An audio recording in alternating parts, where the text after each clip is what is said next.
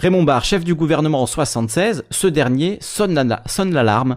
La dette atteint 16% du PIB. Vous vous rendez compte, si aujourd'hui on avait 16% du PIB, mais on serait aux anges si on avait 16% de la dette en PIB.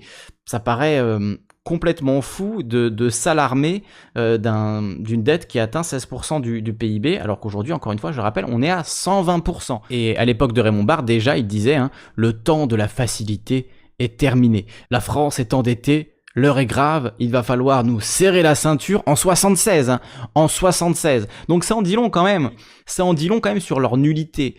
Ils sont vraiment catastrophiquement nuls. Depuis 76, ils nous disent que la dette s'envole et que le temps de la facilité est terminé et qu'il va falloir se serrer la ceinture, etc.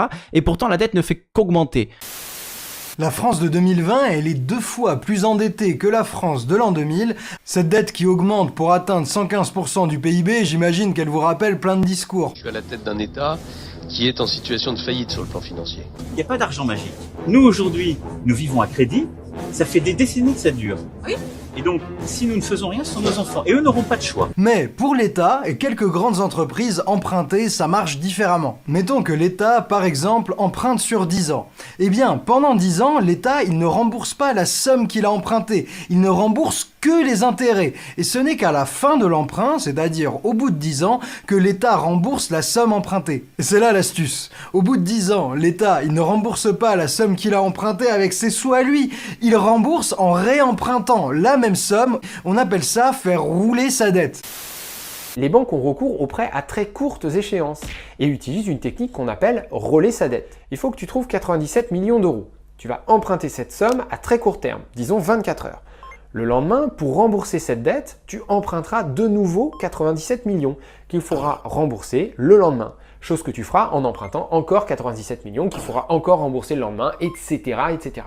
Mais quand est-ce que je rembourse ma dette? Ah bah tu la rembourses tous les jours. Non mais ok, mais quand est-ce que je m'en débarrasse complètement? Ah bah jamais, pourquoi faire? Tant que ton activité permet de payer les intérêts, pourquoi dépenser plus d'argent en essayant d'éliminer cette dette? Pourquoi tailler dans les profits pour rembourser alors que la dette peut être roulée ad vitam aeternam?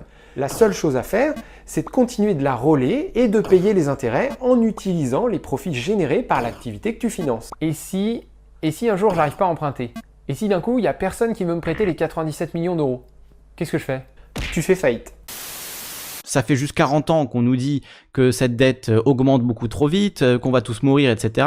Et que finalement, en fait, ça continue, on continue comme ça. Et chaque gouvernement justifie des réductions de budget, justifie des réductions dans l'aide sociale et autres, au nom de cette sempiternelle dette.